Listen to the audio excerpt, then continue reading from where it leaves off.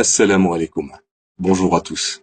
Aujourd'hui, je me permets de publier une vidéo sur un sujet qui concerne toute la communauté musulmane. Ce sujet concerne les boissons de la marque Coca-Cola Company. Alors je parle bien évidemment de Coca-Cola, Fanta, Sprite et toutes les autres boissons de la compagnie. Disons-le sans détour, dans le Coca, il y a de l'alcool. Et ce n'est pas une information étendue par un frère qui l'a entendu par un frère, qui l'a entendu d'un cher, qui lui-même la tient d'un autre cher, ami d'un scientifique qui travaille dans une société en étroite collaboration avec la firme Coca-Cola.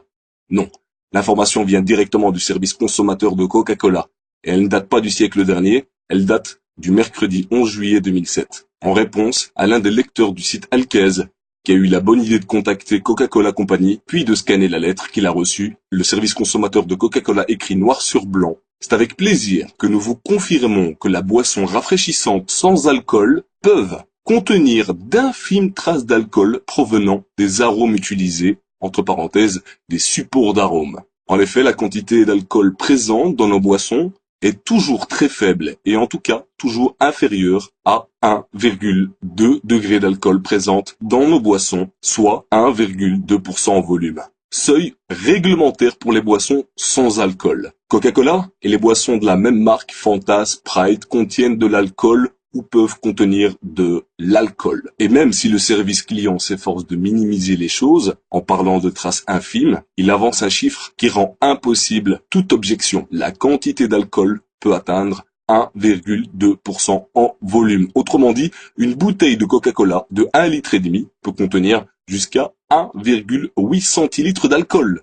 Vous imaginez? Et on sait très bien qu'il y en a qui sont accros au Coca-Cola. Ce chiffre va leur donner des idées de tout l'alcool qu'ils ont pu avaler. Alors si on fait la conversion entre la quantité d'un pack de bière, on a en effet vite fait de remplir des canettes de bière de 1,8 centilitres d'alcool. Alors plus sérieusement, ce qui m'a poussé à enregistrer cette vidéo, c'est le comportement de certains soi-disant musulmans. Il suffit d'ouvrir les yeux, d'aller dans les commerces et de voir si les musulmans vendent effectivement cette boisson.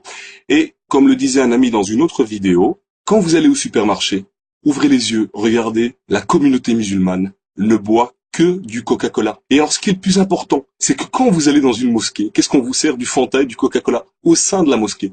Alors, à part le fait qu'il y a de l'alcool, sachez que boire du Coca-Cola, c'est financer, je dis bien, aider le gouvernement israélien à tuer chaque jour des Palestiniens. Vous imaginez le nombre d'argent que vous avez pu donner dans votre vie à la compagnie Coca-Cola. Pour ma part, il est inconcevable de donner 1 centime à Coca-Cola ou à toute autre société ou entreprise